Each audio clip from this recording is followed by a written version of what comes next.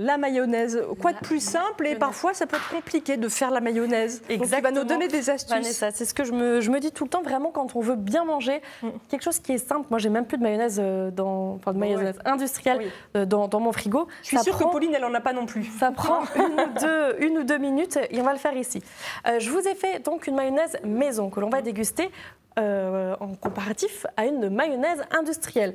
Vous êtes peut-être certains par ici à acheter ce genre de produit. Souvent, comme vous l'avez ici, vous avez des colorants, beaucoup d'eau. Donc vous achetez de l'eau, du sucre et de l'amidon modifié de maïs. Encore une fois, comme je vous l'explique tout le temps, en tant qu'industriel, on doit rajouter des texturants quand on met de l'eau pour que ça se compacte, condense.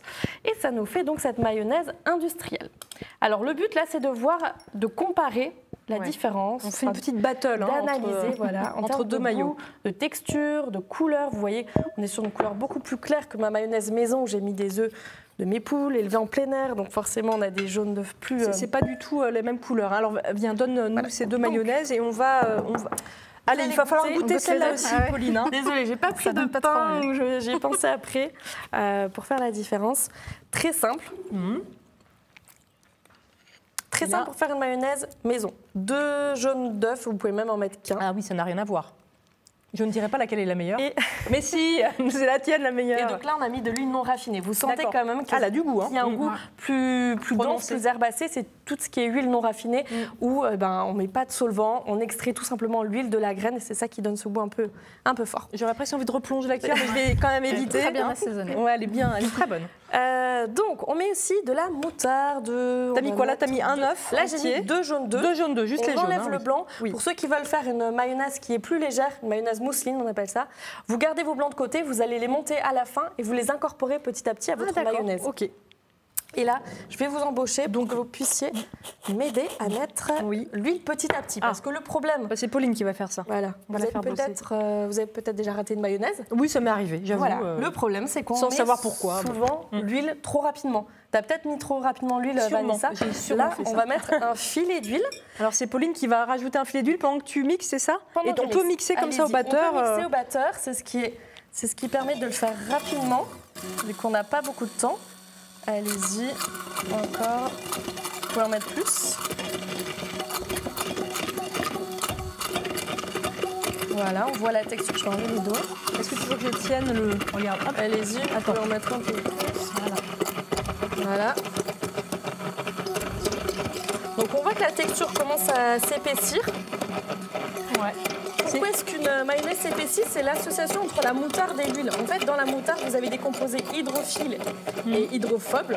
Et c'est ce qu'on appelle les phospholipides à l'intérieur. Les phospholipides vont faire en sorte que l'huile et notre jaune d'œuf, qui est aqueux, va se mélanger. Là, en quantité, tu as mis donc là, combien de jaune d'œuf, l'huile, 200 ml d'huile, neutre. Oui. Et on obtient notre... Et moutarde, une cuillère de moutarde. On arrive à la fin. Et j'ai mis 2 cuillères à soupe de moutarde. 2 cuillères à soupe, d'accord. Voilà.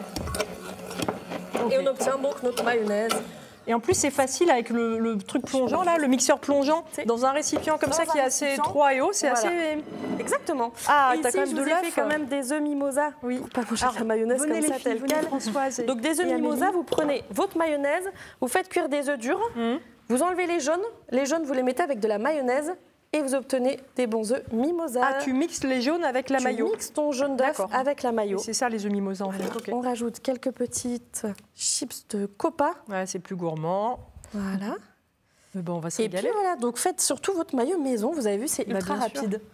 Allez-y. Très simple. Vous êtes non, ça va aller. Vous êtes non, personne n'est végétarien. Non. Ça va. Allez go, on y va.